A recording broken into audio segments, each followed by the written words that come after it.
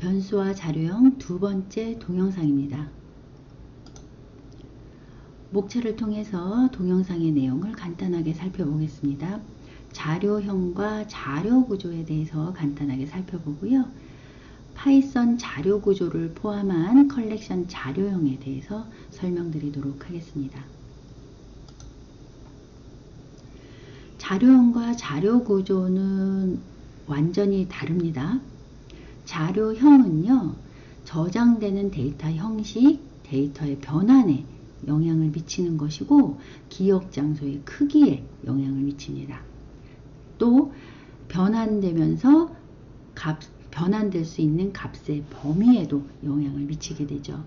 따라서 자료형은 내가 컴퓨터에 메모리에 저장이 될 때 어떻게 변환해서 저장할래 라는 것을 정의하는 것이 바로 자료형이고, 파이썬 자료형에는 숫자, 문자, 논리형이 있고 수치형에는 정수, 실수, 복소수형이 있다라는 거 앞에서 실습과 함께 살펴보았습니다. 이번 이 시간에 살펴볼 것은 바로 자료 구조, 컬렉션 자료형인데요. 자료 구조라는 것은 컴퓨터 프로그래밍에서 굉장히 중요한 역할을 하는 것입니다. 자료형은 어떻게 변환하냐에 있다면, 변환된 데이터를 어떠한 구조로 저장할래 라는 걸 생각하는 것이 바로 자료 구조입니다. 데이터를 구조적으로 저장하는 방식이고요.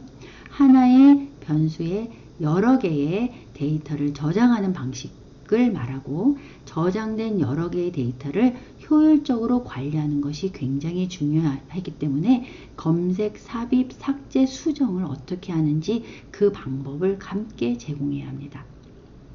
기본 자료 구조의 종류에는 배열과 연결 리스트가 있는데, 물론 파이썬에서는 배열과 연결 리스트를 사용하지 않습니다. 하지만 기본 자료 구조라는 것이 무엇이고 왜 이런 방법이 나왔는지를 좀 살펴보는 것이 여러분들이 저장할 때 도움이 될 것 같아서 내용으로 포함시켰습니다. 따라서 파이썬에서 자료 구조를 포함한 것을 컬렉션 자료형이라고 표현을 했고, 그 안에는 문자, 리스트, 튜플, 딕셔너리, 세트가 있는데, 실질적으로 리스트, 튜플, 딕셔너리, 세트 요 4개가 실질적인 컬렉션 자료형이고, 여기서 말하는 문자형은 마치 구조적으로 저장된 것과 비슷한 형태를 취하고 있어 라고 해서 여기에서의 문자형이 여기에도 포함되는 거예요. 똑같은 거예요. 다른 게 아닙니다. 자, 그 내용은 문자형을 하면서 다시 한번 설명드릴 거고, 여러분들이 자료 구조란 무엇이냐 하면 데이터를 구조적으로 저장하는 방식이고, 하나의 변수에 여러 개의 데이터를 저장하는 방식이고, 그 방식은 검색, 삽입, 삭제, 수정하는 방법을 반드시 가지고 있어야 되고, 그 방법을 포함한 기본 자료 구조는 배열과 연결 리스트가 있다라는 정도만 이해하시면 될 것 같습니다.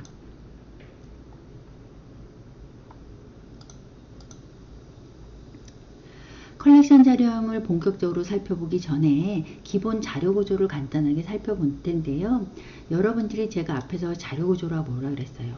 하나의 변수에 여러 개의 데이터를 저장할래 라는 거였잖아요. 원래는 제가 숫자 데이터 10개를 저장하려면 변수가 몇 개 있어야 되죠? 10개 있어야 됩니다. 하나의 변수에 하나의 숫자를 저장할 수 있는 방법을 우리는 변수에서 배웠죠. 그래야 변수 이름으로 접근할 수 있는 건 하나의 숫자를 직접 접근할 수 있다라는 거죠. 그러다 보니 변수의 개수가 너무 많아진다는 거예요. 우리가 데이터를 10개만 저장합니까? 100개, 1000개, 10,000개 막 이렇게 저장을 합니다. 그럴 때마다 변수를 100개, 1000개, 10,000개를 생성하는 것보다는, 자, 데이터의 형태가 똑같아. 내지는 어떠한 특성한 데이터들을 하나의 변수 이름에다가 저장할 수 있으면 너무 좋겠다라고 생각을 한 거죠. 따라서 변수 하나에 여러 개의 숫자를 저장하겠다라고 하면은 이 변수 원래는 변수 이름으로 하나의 숫자만 갖고 와야 되는데 지금 여러 개의 숫자 중에 요 숫자를 갖고 와라는 방법도 있어야겠죠. 이게 바로 접근 방법입니다. 따라서 변수 하나에 여러 개의 데이터를 숫자를 저장해 놓고 그 여러 개 중에 하나를 갖고 올 수 있는 방법을 당연히 포함시켜야겠죠. 이게 바로 자료 구조입니다. 따라서 하나의 변수에 1, 2, 3이라는 세 개의 숫자를 저장하고 싶을 때는 실제 메모리에서 어떻게 저장되는지 보자는 거예요. 이게 이제 첫 번째 자료 구조 방법인 배열 방법입니다. 그 방법이 뭐냐 하면 변수 이름 옆에는 저장되어 있는 데이터의 주소값이 저장되어 있다는 걸 우리는 알고 있어요. 자, 그러면 이 변수 하나에 여러 개의 숫자인데 그 어느 이 세 개 중에 누구의 주소값을 저장할 거냐는 거예요. 이때 우린 규칙을 정합니다. 첫 번째 수가 저장된 위치값, 주소값을 저장해라. 자, 그 다음에 그럼 두 번째는 그러면 주소값에 우리는 특징을 알고 있어요. 주소가 어떤 규칙에 의해서 만들어졌죠? 순서가 정해져 있다는 거예요. 그러면 바로 옆 주소값이라는 것은 주소값을 하나 증가시키면 바로 옆에 주소값이 나오고 그 주소값 옆에 데이터가 저장된다는 거죠. 이렇게 연달아서 데이터만 저장을 해 놓으면 우리는 주소값 하나만 알아도 그 옆에 있는 데이터의 주소값을 계산해낼 수 있다는 거예요. 이게 바로 배열 자료 구조의 기본 아이디어입니다. 그래서 두 번째 저장된 데이터는 첫 번째 데이터의 주소값에 1만 증가시키면 되고 또 그 다음은 그 주소에 또 1만 증가시키면 된다는 거예요. 그렇게 해서 규칙을 살펴봤더니 어떻게 되냐? 이 주소는 첫 번째 데이터의 주소값이 되어서 이 주소값에 더하기 어떤 수라고 했을 때 그런 규칙으로 만들어졌을 때 첫 번째 주소값에 더하기를 0의 값을 더하면 자기 자신이 되므로 첫 번째 데이터를 갖고 올 수 있겠죠. 자, 그럼 두 번째는 어떻게 되나요? 그 첫 번째 저장된 주소값에 1을 증가시키면 바로 옆에 데이터를 찾아오게 됩니다. 자, 그 다음에 세 번째 저장된 거는요.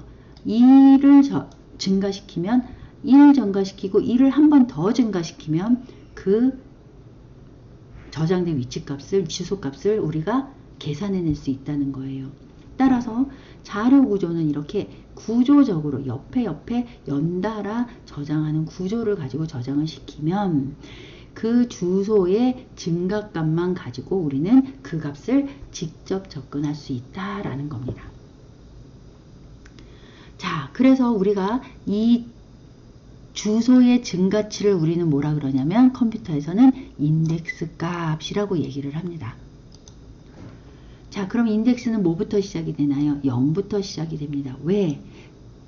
이미 저장되어 있는 주소값 자체가 첫 번째 저장되어 있는 값의 주소 위치값이기 때문에 그 첫 번째 주소값에는 0을 더해야지만 자신이 나오기 때문에 0부터 시작이 돼요. 그래서 컴퓨터에서 시작되는 모든 첫 번째 인덱스 값은 0으로 시작이 됩니다. 따라서 그 위치의 값은 인덱스 값보다 하나 큰 수가 되겠죠. 첫 번째는 인덱스가 0이 되고 두 번째는 인덱스가 1이 되고 세 번째는 인덱스가 2가 된다는 사실을 알고 있고 잘 보시면 어떤 규칙을 또 찾아낼 수 있냐면 전체 데이터가 저장된 개수는 어떻게 된다고요? 개수의 마이너스 1 값이 마지막 인덱스 값임을 우리는 알 수 있습니다.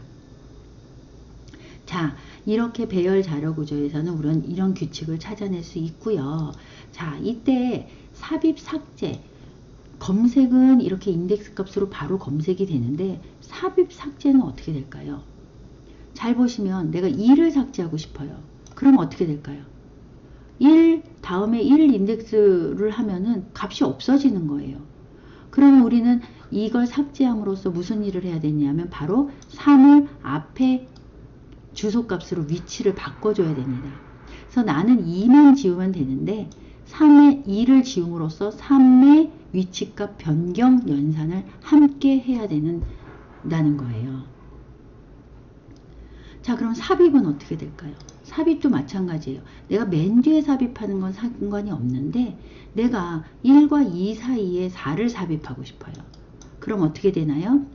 이 공간을, 주소 공간을 비워야 되기 때문에 3도 위치를 바꿔주고 2도 위치를 바꿔줘야지만 4라는 데이터를 저장할 수 있는 위치가 생겨서 저장을 할 수 있는 거예요. 그래서 나는 삽입을 하고 싶은데 삽입 연산을 하고 싶어도 뭐가 편하네요? 위치 변경 연산 2번이 더 필요하고, 삭제도 마찬가지로 삭제 2만 더 지우고 싶은데 지움으로써 공간을 이동하는 공간 이동 연산이 또 필요하게 된 거죠. 따라서 배열은 어떤 데이터를 저장하고 직접 접근하는 아주 좋은 방법이긴 한데 데이터의 삽입 삭제의 연산에 비효율성을 갖게 된다는 거예요. 이렇게 데이터가 3개면 모르겠지만 데이터가 100개예요. 자, 그러면 나 두 번째 걸 지우면 몇 개의 삭제는 한 번이지만 뭐가 몇 번이 발생을 하죠? 위치 변경 연산을 몇 번을 변경해야 돼요? 90번 이상을 해야 된다는 거예요. 또 삽입도 마찬가지예요. 하나만 삽입하면 되는 것을 위치에 따라서 위치 변경 연산이 굉장히 많이 이루어질 수 있는 거죠. 그래서 비효율적이다라고 합니다. 그 다음에 연속된 메모리 공간을 요구합니다. 즉, 이 메모리 공간이 다 비어있고 근데 메모리 공간이 여기도 데이터가 있고 여기도 찔끔 있고 여기도 찔끔 있는데 데이터 공간은 많아요. 근데 나는 200개의 데이터를 저장할 수 있는 공간이 필요한데 어디에도 연결된 공간이 없다는 거예요. 쪼개면 되는데 연달아서는 없는 거죠. 따라서 연속된 메모리 공간이 요구가 되기 때문에 메모리에 비효율적으로 사용되는 게 또 문제점으로 발생이 됩니다. 따라서 이 두 가지 문제점으로 인해서 새로운 자료 구조가 만들어지는데 그게 바로 이런 연결 리스트 자료 구조입니다. 연결 리스트 자료 구조는 잘 보시면 이제 어떻게 됐냐면 우리가 A라는 변수에 3개를 여러 개의 걸 저장하는 건 맞아요. 그런데 저장할 때 데이터만 저장하는 게 아니라 각 데이터도 모두 변수처럼 사용하겠다는 거예요. 무슨 말이냐면 1을 저장하는데 데이터만 저장하는 게 아니라 1 데이터 옆에 주소값이 저장될 공간을 함께 마련한다는 거죠. 뭐랑 똑같습니다. 변수랑 똑같이 저장하겠다는 거예요. 변수만 주소값을 갖는 게 아니라 데이터도 주소값을 갖는 거예요. 그런데 이때 차이는 뭐냐면 변수는 누구의 주소값? 첫 번째 저장된 주소값을 갖고 있고 첫 번째 데이터는 두 번째 저장된 데이터의 주소값을 갖고 있고 두 번째 저장된 것은 세 번째 저장된 데이터의 주소값을 갖고 있도록 저장을 하겠다는 거예요. 잘 보시면 와, 메모리를 너무 낭비하는 게 아닙니까? 라고 생각하실 수 맞습니다. 배열보다는 메모리 낭비가 많고, 자, 그 다음에 순차 접근을 하기 때문에 접근 속도가 떨어집니다. 즉, 배열 같은 경우는 직접 접근을 해서 두 번째, 세 번째 바로 메모리 주소의 연산으로 가능했지만 얘는 그렇지가 않아요.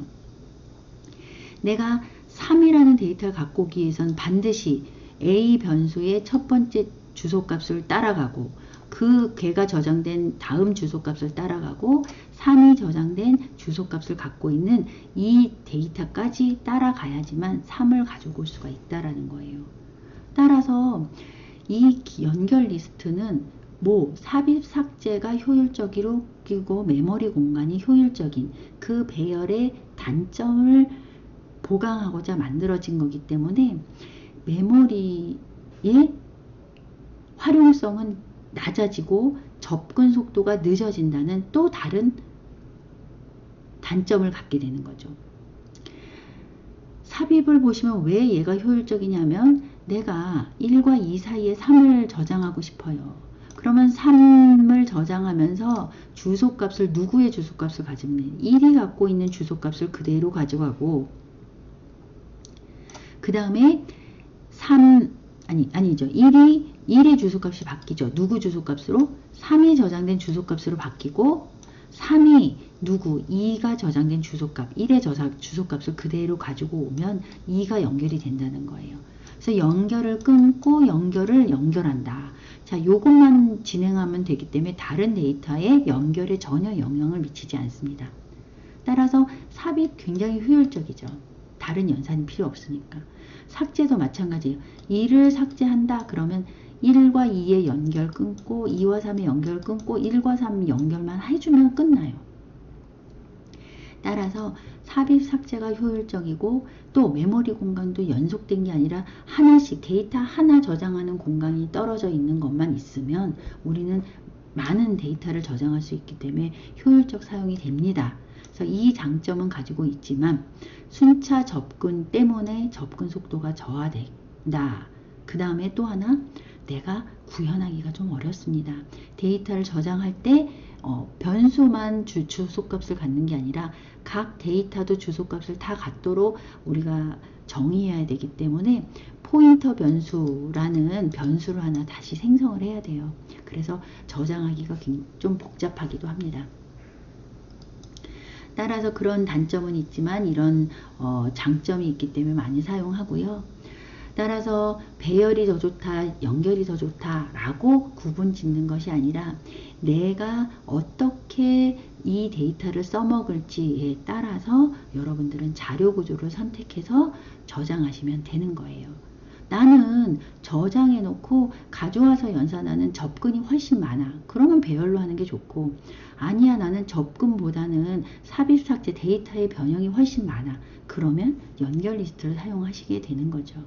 따라서 그 목적에 따라서 자료 구조는 선택해서 사용할 수 있다라는 걸 여러분들이 잘 이해하시기 바랍니다.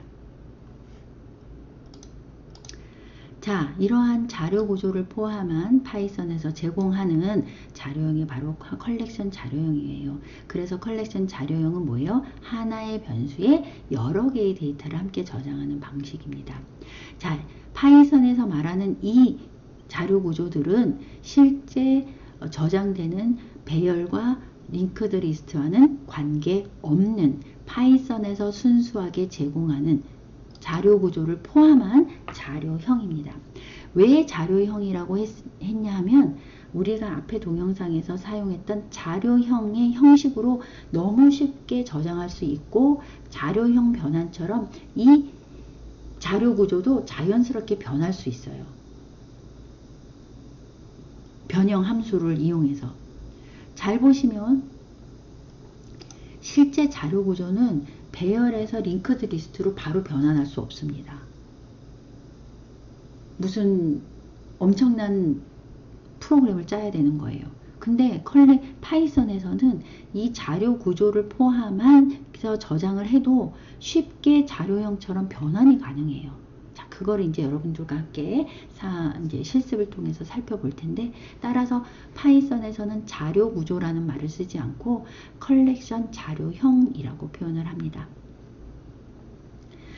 자, 이때 컬렉션 자료형도 자료 구조처럼 하나의 변수에 여러 개의 데이터를 저장하기 때문에 당연히 검색하는 방법, 삽입, 삭제, 수정 기능 방법을 여러분들이 잘 익히셔야 합니다.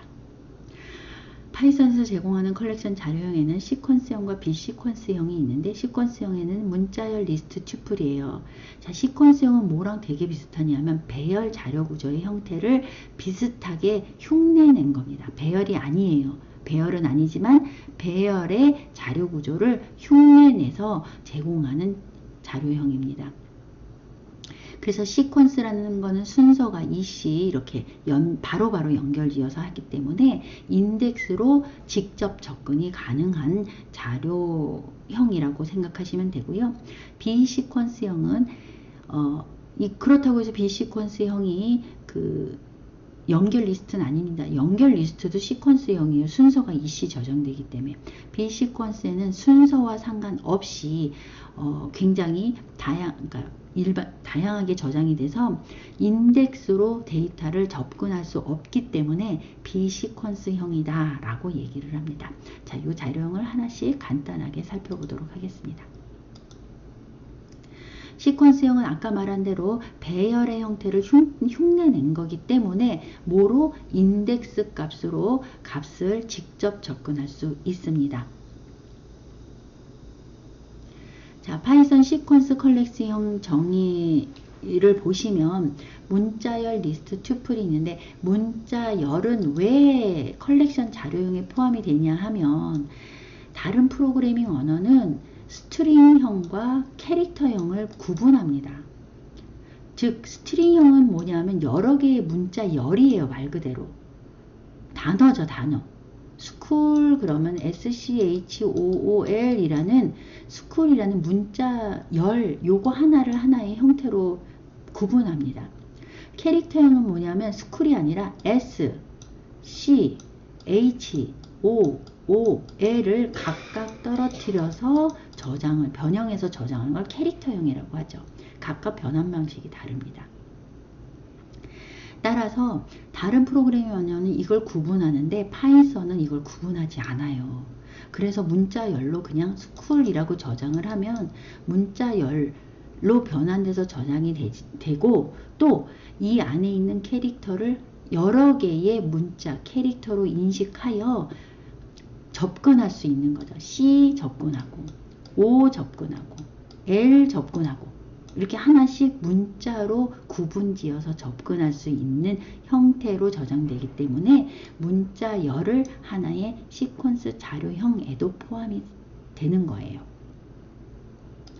자, 따라서 문자열도 캐릭터, 그 안에 있는 여러 개의 캐릭터를 하나의 변수에 저장시켰다 라고 정의해서 문자열도 시퀀스 컬렉션 자료형에 포함을 시킵니다. 그 다음에 리스트 튜플인데 정의할 때 사용되는 기호들이 있습니다. 그래서 문자열은 따옴표, 큰 따옴표 또는 작은 따옴표도 상관없습니다. 리스트는 대괄호로 표현이 되고요. 튜플은 소괄호로 정의가 됩니다. 따라서 리스트는 대괄호로 정의돼서 여기에 1, 2, 3 이렇게 하면 3개의 숫자 데이터를 리스트라는 형태로 저장할 거야 라는 거고, 그렇게 되면 하나의 변수에 저장된 이 값들을 각각 나는 접근할 수 있어, 하나씩 갖고 올 수 있어 라는 거예요. 튜플은 어떻게 된다고요? A라는 변수에 소괄호로 1, 2, 3 하면 이 세 개의 숫자를 튜플의 형태로 저장할 거야. 그러면 물론 다르겠죠? 특징이 다른 거죠. 자, 특징이 다릅니다. 자, A에 문자열로 할 거야. 그러면 1, 2, 3을 이렇게 문자로 하면 1, 2, 3이 세 개의 캐릭터로 저장이 되는 겁니다.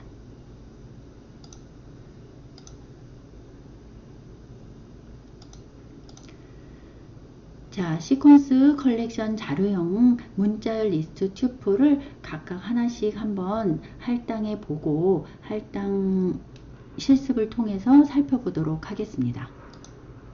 파이썬 아이들 에디터 실행시켰습니다. 자, 변수의 여러 개의 데이터를 각각 따로따로 한번 저장시켜 볼게요. 자, A라는 변수에 문자열로 1, 2, 3 자, 이렇게 저장시켜 보겠습니다. 자, 그러면 타입으로 보시면 A는 문자, 스트링으로 저장되어 있는 걸 알 수 있고요. 자, B라는 변수에는 리스트로 1, 2, 3 이렇게 저장을 시켜 보도록 하겠습니다. 자, 그러면 B에는 B라는 타입을 보시면 B 변수에 저장되어 있는 걸 리스트의 형태로 저장되어 있는 걸 보실 수 있고요. 자, 그 다음에 C 변수에는 자, 튜플로 저장을 해 보도록 하겠습니다. 자, 그러면 튜플로 저장되어 있고 타입으로 자, C를 살펴보면 튜플 자료형으로 저장되어 있는 거 볼 수 있어요. 자, 하나의 변수의 여러 개의 데이터를 저장해서 자료 구조의 형태로 저장이 되는데 실제 파이썬에서는 이거를 자료형처럼 이렇게 쉽게 정의해서 저장할 수 있다라는 거예요. 자, 그러면 변형도 가능하다고 했지요. 자, 그러면 제가 리스트로 변형하는 리스트 형 변환 함수를 한번 사용을 해서 A를 한번 변형해 볼게요. 자, 그럼 A에 저장되어 있는 것을 리스트로 변형해줘 라고 하면 난 지금 저장하지는 않았습니다. 변형한 결과는 어떻게 되나요? 1이라는 문자, 2라는 문자, 3이라는 문자를 각각 하나의 캐릭터를 띄어서 리스트에 3개의 요소로 저장되어 있는 걸 볼 수 있어요. 자, 이렇게 하는 거고요. 자, 그 다음에 리스트를 튜플로도 바꿀 수 있습니다. 튜플 변형 함수를 이용해서 B 리스트에 저장된 거를 변형해 보면 이렇게 아까는 대괄호였는데 지금은 소괄호로 튜플의 형태로 변형되어 있는 걸 볼 수 있고, 물론 저장시키지는 않았습니다. 실행시킨 결과만 여러분들에게 보여서 이렇게 변형된다라는 걸 보여드리는 것 뿐이에요. 자, 그러면 문자는 튜플로 바뀔 수 없습니까? 바뀔 수 있습니다. 그래서 튜플로 해서 A 문자열로 저장된 걸 변형하면 똑같이 튜플의 형태로 변형되는 걸 볼 수 있고, 이런 걸 우리는 형 변환 함수다. 자료 구조로 저장되어 있지만 이것조차도 자료형처럼 형 변환을 할 수 있다라는 거예요. 자, 그러면 저장된 데이터를 접근해 봅시다. 자, 검색해 보는 것이 바로 인덱싱 슬라이싱인데요. 이거는 시퀀스형이기 때문에 뭐를 흉내냈다고요? 배열을 흉내냈어요. 배열을 흉내냈다는 건 주소값에 인덱스 값, 즉 주소 증가치 값을 주면 그 위치에 저장된 값을 직접 접근할 수 있다는 겁니다. 따라서 B, A부터 한번 살펴볼까요? A에 저장된 것 중에 0번 인덱스 값을 갖고 와, 즉 주소값에 0을 증가시키면 어떤 값이 나오냐면 1이 나오는 걸 보실 수 있습니다. 첫 번째 저장된 캐릭터 1이 나오지요. 자, 마찬가지로 B도 마찬가지입니다. B 리스트에 저장된 것 중에 0번째 저장되어 있는 걸 갖고 와, 그러면 1이 나오고요. C 저장 튜플도 마찬가지죠. 인덱스 값 0을 주면 첫 번째 저장된 값이 다 나오는 걸 볼 수 있어요. 직접 접근을 하고 있죠. 자, 마찬가지로 A에 이제 인덱스 값을 2를 주겠습니다. 자, 인덱스 값을 2를 주면 2를 더하라는 거죠. 그러면 첫 번째, 두 번째, 세 번째 값을 갖고 오는 것을 볼 수 있어요. 자, B도 마찬가지입니다. 이 증가치 값을 주면 세 번째 저장된 값을 갖고 오고, C도 마찬가지로 이 증가치를 주면 세 번째 저장된 걸 줍니다. 하지만 여기서 인덱스 값이 벗어나면 어떻게 될까요?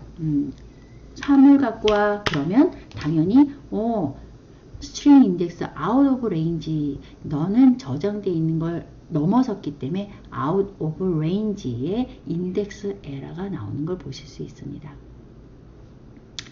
자, 그 다음에 슬라이싱은 뭐냐면요, 이걸 우리는 인덱싱이라고 하고요. 슬라이싱은 뭐냐면, 슬라이싱은 안에 있는 데이터를 하나만 갖고 오는 게 아니라 2개 이상을 갖고 올 때 슬라이싱을 합니다. 자, 그러면 인덱스 값이 하나만 주는 게 아니라 시작 인덱스와 마지막 인덱스를 줘야 돼요. 어디서부터 어디까지 라고 하는 거예요. 자, 3개는 좀 적으니까 좀 제가 데이터의 수를 늘려 보겠습니다. 자, 1, 2, 3에서 1, 2, 3, 4, 5, 6, 7, 8로 늘려 보겠습니다. 자, 그러면 B에 지금 데이터가 늘어져서 들어가 있고, 여기서 3, 4, 5를 한번 갖고 오겠습니다. 그럼 3, 4, 5를 갖고 오려면 B에서 자, 인덱스 값을 줘야 되는데 어떻게 줘야 되냐면 3의 인덱스, 시작 인덱스 0, 1, 2죠. 자, 2부터 어디까지? 4, 5, 6을 갖고 와야 되니까 0, 1, 2, 3, 4, 5를 갖고 오겠습니다. 2부터 5까지 갖고 오려면 0, 1, 2, 3, 4까지라고 한번 해볼까요? 자, 그럼 어떻게 되는지 살펴볼게요. 자, 그러면 3과 4만 갖고 오네요. 자, 이 결과를 보고 우리는 뭘 할 수 있냐면 시작 인덱스는 맞는데 끝 인덱스는 마지막 인덱스보다 하나 큰 값을 줘야 되는구나 라는 사실을 알 수 있어요. 자, 그래서 B에서 시작 인덱스는 똑같고 끝 인덱스를 4가 아니라 5를 줘야지만 내가 원하는 3, 4, 5를 갖고 오는구나 라는 사실을 알 수 있어요. 따라서 슬라이싱은 어떻게 해요? 시작 인덱스와 끝 인덱스를 주는데 가운데 콜론으로 우리는 콜론 기호를 사용한다 라는 거 이해하시기 바랍니다. 자, 그래서 다 마찬가지입니다. 문자, 그 다음에 리스트, 그 다음에 튜플 다 이렇게 인덱싱과 슬라이싱으로 데이터를 직접 접근할 수 있다라는 거 살펴보았습니다. 자, 그 다음에 컬렉션 자료형은요. 하나씩 살펴보면 하나의 리스트에 저장된 데이터는 다를 수가 있어요. 자, 그 말은 뭐냐 하면 여러 개의 데이터, 즉 지금은 숫자 데이터 3개를 넣었지만 B에다가 나는 B에다가 다시 저장해볼 리스트로 저장하는데 1은 숫자로 하고, 자, 그 다음에 문자도 33을 넣고 33은 문자로 넣을 거야. 자, 그 다음에 리스트 안에 리스트도 가능합니다. 1, 2, 3 리스트도 넣고, 자, 그 다음에 튜플도 넣을 수 있습니다. 튜플은 456이라는 숫자를 튜플의 형태로 넣을 거야. 자, 잘 보세요. 자, 그러면 리스트 하나에 숫자도 들어가고 문자도 들어가고 리스트 안에 또 다른 리스트도 들어가고 튜플의 형태, 여러 개의 형태를 다 저장할 수 있습니다. 이거는요, 다른 프로그래밍 언어에선 불가능하고요. 파이썬에서만 가능합니다. 이게 가능합니다. 자, 그 다음에 그래서 리스트에 B 리스트에 자 2번 인덱스 값의 데이터를 갖고 와 그러면 리스트 안에 있는 2번 인덱스 값인 1, 2, 3 리스트가 나오는 걸 알 수 있어요. 자, 이거 잘 이해하시기 바랍니다. 자, 그 다음에 컬렉션 자료용에서 파이썬에서 제공하는 게 또 뭐냐 하면 여러 가지 함수를 제공합니다. 함수라는 건 미리 만들어 놓은 기능을 갖는 아주 작은 프로그램이라고 생각하시면 돼요. 기능을 하는 거죠. 어떤 기능을 하냐면 랭이라는 아까 변환함수 봤었죠? 형 변환의 기능을 하는 함수. 그래서 형 변환 함수였어요. 자, 여기서는 리스트로 저장되어 있으면 이런 여러 가지 함수들을 사용할 수가 있다는 거예요. 그래서 랭 함수는 length, 리스트의 요소의 개수를 찾아주는 함수입니다. 맥스 함수는 리스트에서 최대값을 찾아주고요. 민 함수는 최소값을 찾아주고요. sum 함수는 리스트의 모든 합을 계산해 줍니다. 또 리스트, 아까는 리스트 변환 함수 당연히 있죠. 그래서 이 함수는 미리 만들어 놓은 기능을 하는 프로그램이기 때문에 물론 여러분들이 리스트의 개수, 요소 개수 찾는 프로그램 만드실 수 있어요. 근데 그건 아주 많이 사용하는 거기 때문에 미리 파이썬 귀도반 로썸이 이런 기능을 만들어 놓고 함수로 사용하도록 제공한 거죠. 그래서 여러분들이 지금 B를 제가 다시 정의하겠습니다. 1, 2, 3, 4, 5, 6, 7로 다시 이제 정의해 볼게요. 정리하고 나서 랭 함수에다가 B 변수에 할당된 값의 랭스, 길이를 구해줘. 그러면 그 안에 몇 개가 들어있는지 개수를 세주는 거예요. 이건 프로그램들 아주 간단하게 만들 수 있지만 함수로도 쓸 수 있다. 자, 그 다음에 맥스는 뭘까요? 맥스, 제일 큰 수를 찾아줘. 저장되어 있는 것 중에 제일 큰 수 찾아줘. 자, 민 함수는 제일 저장되어 있는 것 중에 제일 작은 것 찾아줘. 자, 그 다음에 sum 함수는 자, B 리스트에 저장된 B 변수의 리스트로 저장되어 있는 것을 다 더해줘. 자, 1 더하기 2 더하기 3 더하기 8까지 더하면 36이 되겠네요. 이런 함수가 있습니다. 자, 근데 똑같은 함수인데 사용하는 방식이 달라서 메소드 함수라고 부르는 게 있어요. 자, 이건 뭐냐면 제가 지금 함수를 사용할 때 이 함수를 적용할 데이터가 저장된 변수 이름을 괄호 안에 넣었죠. 근데 메소드는 어떻게 하냐면 리스트를 그 변수 이름 앞에 답니다. B 변수에 적용해 무슨 함수를? append 함수를. 이거예요. 근데 append 함수는 뭐냐면 리스트에 어떤 데이터를 그러니까 추가하는 거예요. 근데 추가할 때도 맨 뒤에 추가를 합니다. 그게 규칙이에요. 자, 추가를 해. 자, 99를 추가를 해. 99 숫자를 난 추가할 거야. 어디에? B 변수에 저장된 리스트의 데이터들의 99를 추가해요. 자, 그래서 B를 보시면 99라는 데이터가 이 리스트 안에 맨 뒤에 들어가 있는 걸 보실 수 있습니다. 자, 이렇게 조건이 두 개죠. 내가 앞에 랭, 맥스, 미는 그냥 최대값, 최소값을 구하고 숫자 구하는 거야 라는 건데 append 함수를 보시면 뭐예요? B 변수에 어떤 데이터를 추가해. 그러면 변수도 들어가고 어떤 데이터의 값도 두 개의 값을 줘야 되는 거예요. 함수에. 이럴 때 우리는 메소드 함수 형식으로 사용을 합니다. 그래서 이 B 변수 이름에 저장된 리스트에 99를 추가해 라고 할 때 두 개의 값을 줄 때 이렇게 메소드 형식으로 줍니다. 마찬가지입니다. 인서트예요.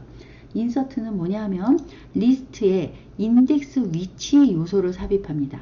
그래서 맨 뒤가 아니라 특정 인덱스에 어떤 요소를 삽입하고 싶을 때 예를 들어서 B에다가 append를 하는데 자, 나는 3번 인덱스 값에 뭐를 줘? append가 아니라 인서트죠. 인서트를 하는데 3번 인덱스 위치에 99를 추가해줘 라고 하는 거죠. 그럼 B를 보시면 자, 요렇게 0, 1, 2, 3번 인덱스에 99가 추가가 되어 있는 걸 보실 수 있습니다. 자, 그 다음에 삽입이 되고 그 다음에 삭제하는 방법은 remove예요. 리스트에 어떤 특정한 요소, 값을 삭제할 때 remove를 사용합니다. 자, B 리스트에 나는 remove 할 거야. 지워줘. 뭐를? 99를 지워줘. 한번 해볼까요? 자, 그럼 B 리스트에서 뭐가 지워졌는지 봅시다. 맨 뒤에 있는 99가 아니라 앞에 있는 99가 지워진 걸 볼 수 있고, remove는 그 내가 지우고자 하는 준 값을 앞에서부터 첫 번째 있는 걸 무조건 삭제하는구나. 그 규칙이 지우는구나 라는 걸 알 수 있어요. 자, 그 다음에 클리어 함수는요. 자, B 리스트를 클리어 해줘. 적용해. 그러면 B 리스트가 이렇게 아무것도 없이 지워져 있는 걸 보실 수 있습니다. 자, 그 다음에 인덱스 함수가 있는데요. 자, 지웠으니까 또 다시 만들어야겠네요. 다시 만들어야겠네요. 이걸부터 할 거 그랬다. 자, 인덱스라는 함수는 뭐냐면 제가 지금 3 인덱스를 알고 싶으면 0, 1, 2 이렇게 하나씩 셌죠. 자, 이런 무식한 방법을 쓰지 않고 인덱스 함수를 사용하면 금방 알려줍니다. 즉, B에 저장되어 있는 것 중에 인덱스를 알려줘. 누구 인덱스? 나 7이라는 숫자의 인덱스를 알고 싶어. 그러면 바로 6이 나옵니다. 자, 이렇게 들어있는 요소의 인덱스 위치 값을 알고 싶을 때는 인덱스라는 함수를 쓰시면 되고, 자, 카운트입니다. 아까 함수의 랭 함수는 전체 개수를 세줬는데 이 카운트 함수는 뭐냐면 B 변수에 저장되는 리스트 중에 카운트 해줘. 뭐를? 자, 1이 몇 개 있는지, 1이라는 데이터가 몇 개 있는지 카운트 해줘 라는 거예요. 자, 당연히 하나밖에 없으니까 1이 나오죠. 그래서 1이 여러 개 있을 때는 그 1의 개수를 다 세주는 그런 함수입니다. 자, 이런 함수와 메소드는 모든 컬렉션 자료마다 다 있고요. 그게 요것만 있는 게 아니라 훨씬 많습니다. 따라서 이거는 가장 많이 사용하는 것 중에 제가 샘플을 보여드린 거고, 여러분들이 사용하는 프로그램에 따라서 특정한 기능이 있다면 그 안에 포함된 함수가 있는지 확인해 보고 있으면 가져다가 쓰시면 아주 쉽게 코드를 작성하실 수 있습니다. 자, 리스트를 생성하고 append, insert, remove, clear 함수 지금 다 실습을 통해서 해봤고요. 랭, 맥스 함수 실습 해봤습니다. 자, 다음으로 넘어가도록 하겠습니다.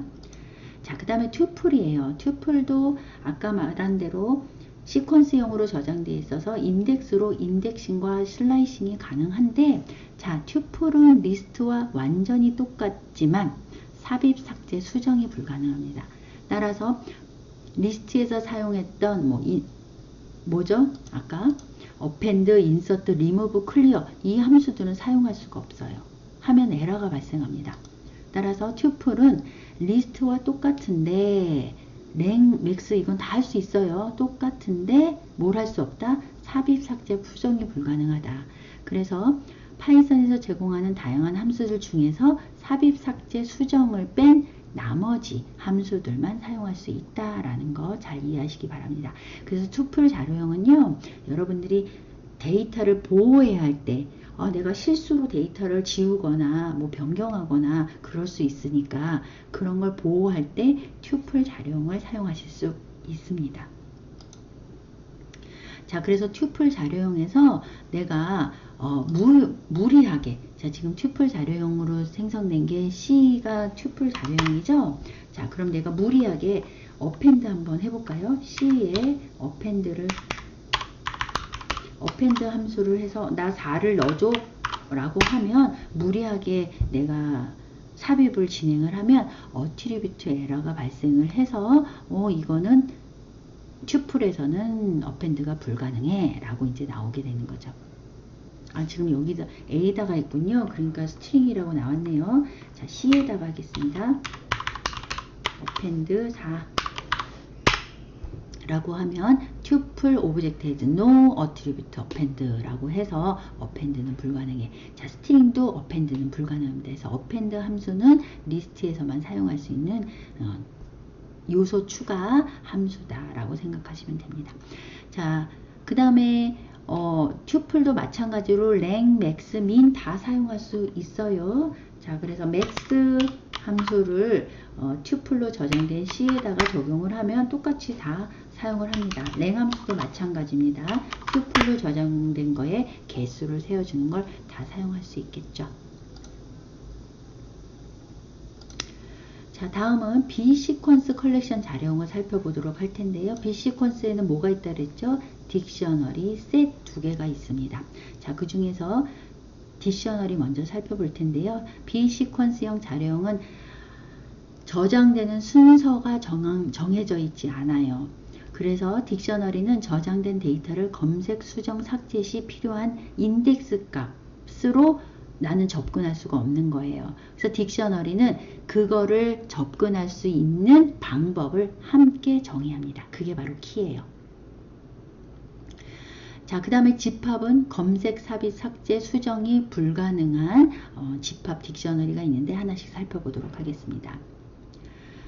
딕셔너리는 중괄호, 집합도 중괄호입니다. 따라서 B-시퀀스형 자료형을 정의할 때는 똑같이 중괄호로 정의하는데 정의합니다. 자, 요거를 실습을 통해서 잠깐 살펴보도록 할게요.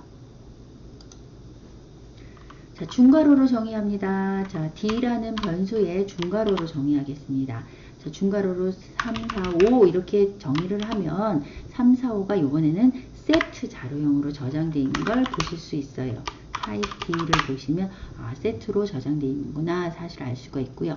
자, 그 다음에 딕셔너리를 살펴볼 텐데요. 딕셔너리는 좀 특이하게 정의를 합니다. 딕셔너리는 키와 값, 즉 키는 아까 뭐라 그랬어요? 인덱스 값처럼 데이터를 값을 접근하기 위해서 우리가 저장시키는 거예요. 그래서 인덱스도 주소 증가치처럼 유일하지만 키도 반드시 중복될 수 없고 유일합니다. 키는 키로 사용할 수 있는 건 숫자, 문자, 튜플 자료형으로 가능하고요. 변경, 중복이 불가능합니다.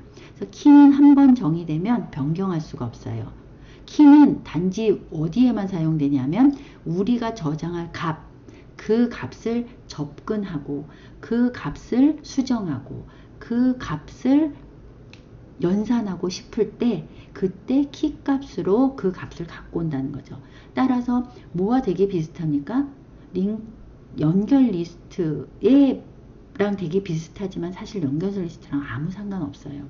따라서 딕셔너리에는 이 값을 접근할 때 두 가지로 접근하죠. 변수 이름과 키로 접근을 합니다. 시퀀스형 일정에는 변수 이름과 인덱스로 접근을 했다면 딕셔너리에서는 변수 이름과 키로 접근을 할 수 있죠. 자, 요거를 제가 이제 한번 예를 들어 보겠습니다. 자, 2라는 변수에 제가 딕셔너리로 저장을 하겠습니다. 자, 키를 이제 숫자로 한번 해볼게요. 1이라는 키로 나는 300이라는 데이터를 저장할 거야. 자, 이런 거예요. 자, 2라는 키로 이번에는 500을 저장할 거야. 자, 숫자입니다. 자, 8이라는 키로 999를 저장할 거야. 이런 식으로 저장한다는 거예요. 자, 그러면 내가 이제 앞으로 300, 500, 999를 저장하기 위해서 나는 변수 이름과 키를 정의한 거예요.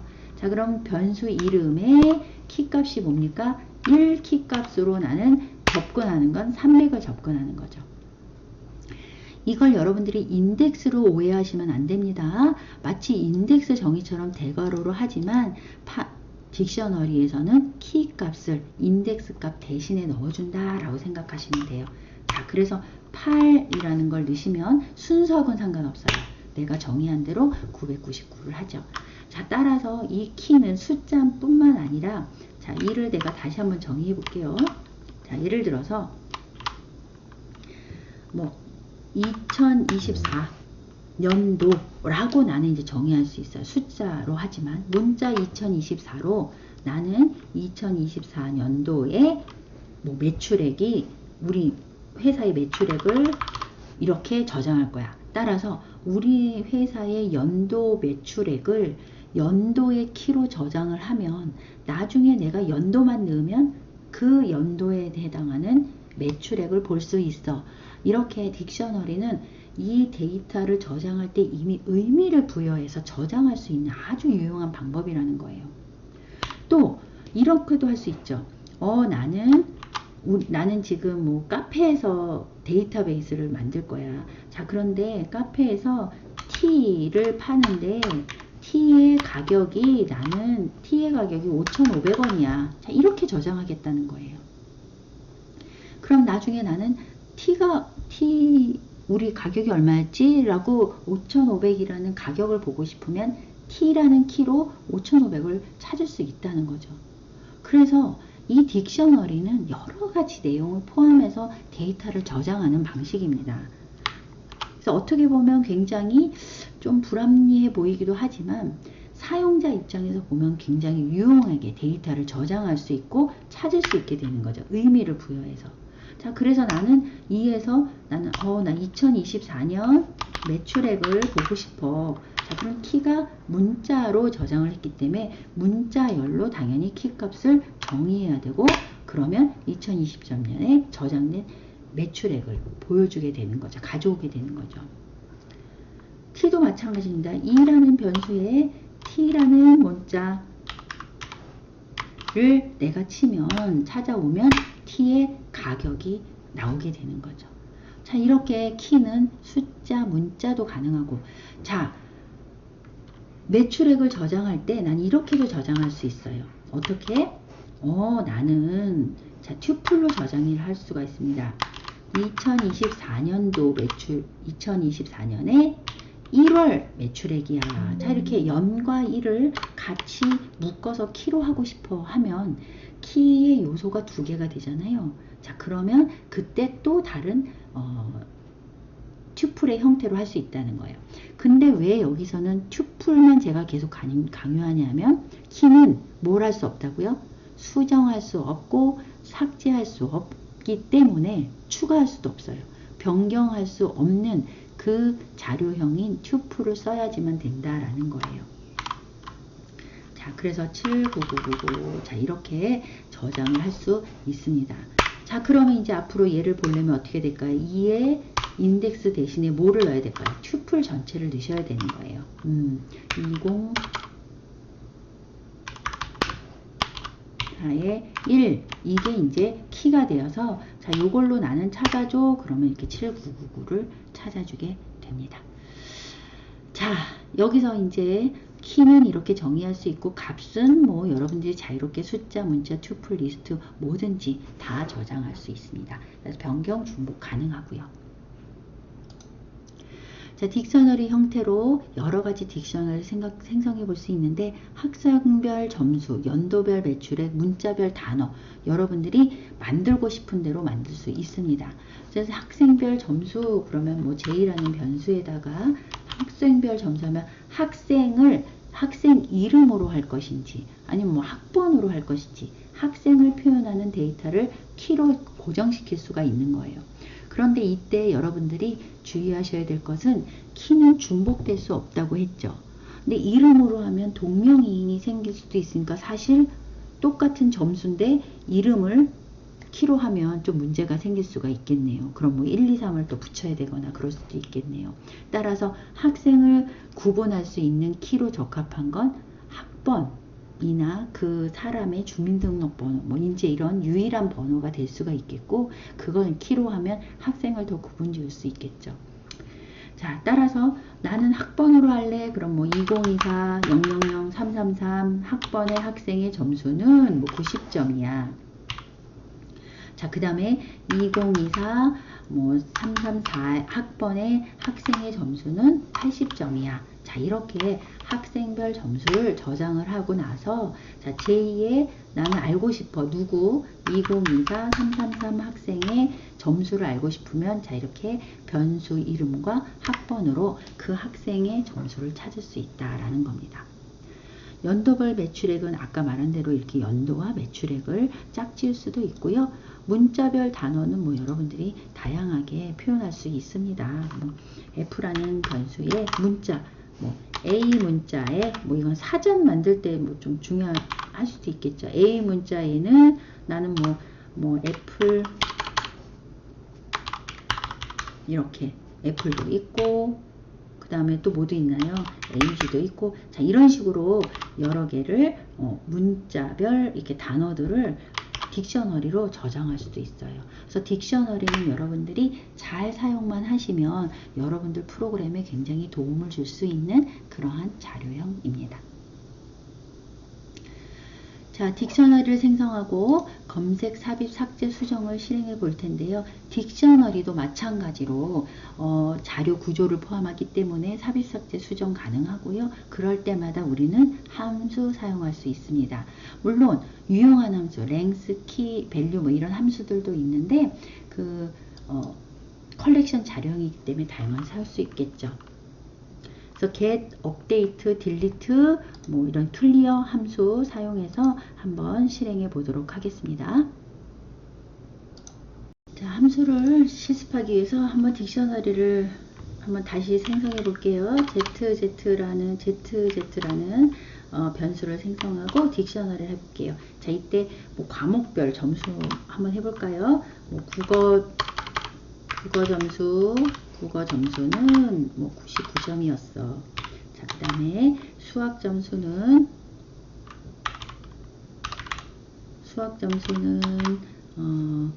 100점이에요. 자, 그 다음에 영어 점수는 80점이에요. 자, 이렇게 저장되어 있다고 할 때 get은 하나의 데이터를 가져오는 것을 말합니다. 자, 그래서 ZZ에서 나는 무엇을 갖고 올 거야? ZZ에서 하나를 데이터를 가지고 올 건데 어떤 키의 데이터를 갖고 오고 싶니? 라고 해서 국어 점수 가지고 와줘 라고 이제 얘기할 수 있는 거예요. 아까는 인덱스의 형태로 인덱스 대신에 키값을 넣어줘서도 갖고 올 수 있지만 자 이렇게 get이라는 함수를 사용해도 가지고 올 수 있다라는 겁니다. 자, 그 다음에 업데이트는 그 안에 있는 걸 수정하는 거죠. 자, 수정할 때는 어떻게 하냐면 ZZ에 수정, 업데이트를 할 거야. 업데이트를 할 건데 어떻게 업데이트를 하냐면 얘는 키와 값을 같이 줘야 되기 때문에 나는 국어 점수를 뭘로 79점으로 업데이트 할 거야. 자, 이렇게 키와 값을 세트로 해서 업데이트를 확인시켜 줍니다. 자, 그래서 ZZ를 여러분들이 확인을 하면 국어 점수가 79점으로 바뀌어 있는 걸 보실 수 있어요. 자, 이때 업데이트를 굳이 이렇게 하지 않고 ZZ의 인덱스 값 대신에 키를 국어를 이렇게 주시고 국어의 값을 나는 뭘로 변경할 거야? 88로 변경할 거야 라고 해도 업데이트가 됩니다. 자, 이럴 때 만약에 국어라는 키가 없다면 업데이트가 아닌 인서트의 형태가 되겠죠. 추가가 됩니다. 이때 리스트나 튜플 같은 경우에는 맨 뒤에 인서트는 맨 뒤에 넣는 건 어펜드고 중간에 넣는 거 뭐 인서트라는 함수를 썼는데 딕셔너리는 순서가 정해져 있지 않기 때문에 그 안에 그냥 순서와 상관없이 데이터를 삽입하고 삭제하고를 자유롭게 하시면 됩니다. 순서랑 상관없습니다. del은요 del 함수를 한번 사용해 보겠습니다. del을 지우는데 뭐를 지울 거야? 지지에서 나는 지지에서 지우고자 하는 그 키의 값을 넣어주시면 되겠죠. 이거를 지워줘 라고 하면 지지를 보시면 이렇게 국어가 삭제되어 있는 걸 보실 수 있습니다. 자, 그 다음에 클리어라는 함수인데요. 지지에서 클리어를 한번 실행시켜 보도록 하겠습니다. 자, 실행을 시키면 지지는 형태는 남아 있으되 변수 자체의 데이터만 없어진 거지 변수의 그 자료 구조의 형태는 남아있이 삭제되는 걸 보실 수 있습니다. 자, 그 다음에 뭐 랭 함수, 키 함수, 밸류 함수가 있는데요. 랭 함수는 말 그대로 길이를 데이터가 몇 개 들어있는지 확인해 주는 거예요. 자, 랭 함수 한번 딕셔너리에 적용을 해보면 자, 위에 맨 처음에 2에 요게 이렇게 포함이 되어 있었죠. 그래서 3개의 데이터가 들어가 있는 걸 보실 수 있고요. 자, 이때 랭스가 1이 나오네요. 가 아니라 2를 제가 몇 번을 변경을 했네요. 2가 이렇게 다시 정의를 했기 때문에 데이터가 하나만 들어가 있어서 1이라는 값이 나오네요. 자, 2를 보면 알 수 있겠죠.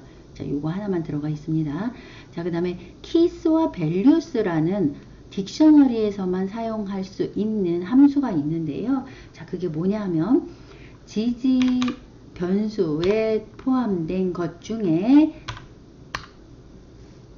keys만 뽑아줘 라는 함수예요. 즉 키들만 따로 뽑아 달라는 얘기죠. 따라서 지지에는 지금 클리어라서 아무것도 없네요. 자, 다시 하겠습니다.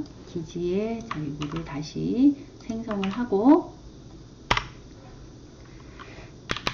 지지에서 키스만 뽑아줘 그러면 국어, 수학, 영어 이렇게 키만 뽑아주고 자, 그 다음에 values라는 함수는 값들만 뽑아주는 함수입니다. 그래서 지지에서 values만 이렇게 뽑으면 성적들만 이렇게 뽑혀서 나오는데 이때 여러분들이 주의하셔야 될 게 키와 value는 무슨 형태로 뽑힌다? 하나가 아니라 여러 개이기 때문에 리스트의 형태로 뽑힌다는 것을 알 수 있고요. 이렇게 딕셔너리에서 키와 밸류를 나누어서 분리해서 가지고 올 수 있는 이 함수가 필요한 이유는 아시다시피 과목도 하나의 우리 데이터로서의 역할을 하고 점수도 데이터의 역할을 하기 때문에 각각의 키와 밸류를 각 데이터로 모두 쓸 수 있게끔 만들어 준 거죠. 그래서 이 키와 밸류 함수는요, 이 딕셔너리 자료형에서 아주 많이 사용되는 그런 함수이기도 합니다. 이 이외에도 당연히 컬렉션 자료형이기 때문에 여러 가지 함수 제공되고 있고요. 필요에 의해서 찾아서 사용하시면 됩니다. 자, 마지막으로 집합 자료형 보겠습니다. 집합은요, 수학의 집합 계산을 쉽게 적용한 거고요. 중복을 자동으로 제거할 때 많이 사용합니다. 검색, 삽입, 삭제, 수정 불가능합니다. 단지 집합은요, 중복 제거용으로 많이 사용하는 자료형이다 라고 기억을 하시면 좋을 것 같아요. 집합 연산자라는 건 우리 수학 시간에 배운 바로 이 집합입니다. A 집합과 B 집합이 있을 때 이 A 집합과 B 집합 다 함께 합집합, A 집합과 B 집합에 중복되는 게 교집합. 그 다음에 이 부분을 우리는 차집합이라고 하죠. 그래서 A-B 차집합, 이 부분은 B-A 차집합. 자, 요 정의를 그대로 자료형으로 옮겨 놓은 게 바로 컬렉션 자료형입니다. 즉, 이런 연산들을 쉽게 할 수 있는 거죠. 그래서 집합으로 정의된 두 개의 저장된 데이터들의 합집합, 교집합, 차집합, 대칭 차집합을 쉽게 구할 수 있도록 한 게 바로 집합 자료형입니다. 따라서 집합 자료형을 가지고 이용을 하면 제일 중요한 건 중복 제거에 많이 사용된다라는 것이고, 합집합, 교집합, 차집합도 쉽게 사용할 수 있다, 구할 수 있다라는 겁니다. 자, 그럼 집합 자료형을 우리가 간단하게 실습을 통해서 살펴보도록 하겠습니다. 자, JJ라는 변수에다가 제가 집합 자료형도 똑같이 중괄호를 사용합니다. 3, 4, 5, 7, 2, 3, 4. 자, 이렇게 저장을 시키도록 하겠습니다. 자, 그러면 이제 여러분들이 저는 몇 개를 저장시켰나요? 2, 4, 6, 7개를 저장을 했는데, 실제 저장을 하고 JJ를 보면 어떻게 되나요? 2, 3, 4, 5, 7로 적게 저장되어 있는 거 보실 수 있어요. 즉, 3이 2번 들어가 있어서 3 2번, 4 2번을 중복을 저장하고 제거하고 저장시키는 걸 알 수 있어요. 자동으로 중복 제거해 줍니다. 그리고 순서도 마음대로 변해 있죠. 그래서 순서와 상관없이 중복 없이 저장되는 자료형이 바로 집합 자료형입니다. 자, KK도 한번 새로 생성을 해볼게요. 제가 3, 4, 5, 3, 4, 7, 8, 9. 자, 이렇게 저장을 하겠습니다. 자, 이것도 마찬가지로 내가 중복 상관없이 저장을 했더니 K도 중복 제거된 상태로 데이터의 수가 줄어들어 있는 걸 볼 수 있어요. 자, 그럼 이렇게 집합으로 저장된 두 개의 자료형에서 합집합, 교집합, 차집합을 다 우리가 구할 수 있다는 거예요. 연산자로. 자, 그럼 하나씩 살펴볼 텐데, 합집합은 뭐냐면 유니온이라는 함수를 쓸 수도 있고, 자, 이렇게 기호를 사용할 수도 있습니다. 그래서 요 기호는요, 여러분들 키보드에 보시면 원화 표시 있을 거예요. 그 원화 표시의 위에 있는 표시고요. 이건 AND 기호고, 이거는 나누기 기호고, 슬래시고, 그 다음에 이건 꺽쇠입니다. 각각을 한번 해볼게요. 자, 그래서 JJ와 요 기호를 한번 써보겠습니다. KK를 하면 JJ와 KK의 합집합을 구하는데, 이때도 마찬가지로 중복된 건 하나씩만 포함되어서 합집합을 구하는 걸 알 수 있습니다. 자, 그 다음에 JJ와 그 다음에 AND 한번 해볼까요? AND KK를 하시면, 자, 두 개가 중복된 교집합을 찾는 걸 알 수 있고요. 자, 그 다음에 JJ와 슬래시 한번 해볼까요? K를 하면, 죄송합니다. 슬래시가 아니네요. 빼기를 해야겠죠? JJ 빼기 KK를 하시면 이 JJ에서 2를 뺀, 즉 차집합을 알 수 있고요. KK에서 JJ를 빼면 다시 8, 9가 나오는 걸 아실 수 있습니다. 자, 이렇게 연산자를 이용해서 차집합, 교집합, 합집합을 구할 수 있고, 자, 그 다음에 마지막으로 시멘틱스 디퍼런스라는 게 있어요. 시멘틱스 디퍼런스는 뭐냐면은 우리가 집합에서 합집합에서 이 교집합을 뺀 요 나머지 요소들만 구하는 게 바로 시멘틱스 디퍼런스입니다. 자, 그거를 구하는 연산자는 바로 꺽쇠예요. 그래서 KK 꺽쇠, 그 다음에 JJ를 하면 대칭 차집합을 구해서 2, 8, 9를 구하는 걸 보실 수 있습니다. 즉, 차집합의 합집합이 되는 거죠. 자, 이렇게 집합의 개념을 자료형으로 만들어 놓고 중복 제거에 유용하게 쓸 수 있도록 제공한 게 바로 집합 자료형입니다. 자, 그 다음에 집합 자료형은 set 함수를 이용해서 자료형 변환도 가능한데요. 예를 들어서 우리가 리스트로 된 두 개의 데이터를 두 개를 저장된 것 해서 나는 교집합만 찾고 싶어, 중복된 것만 찾고 싶어 했을 때 우리는 이 셋 자료형을 이용하면 굉장히 쉽게 할 수 있다는 거예요. 다시 한번 해볼게요. A에서 리스트로 1, 2, 3, 2, 3, 24, 5, 3. 자, 이렇게 이런 리스트가 있고, 죄송합니다.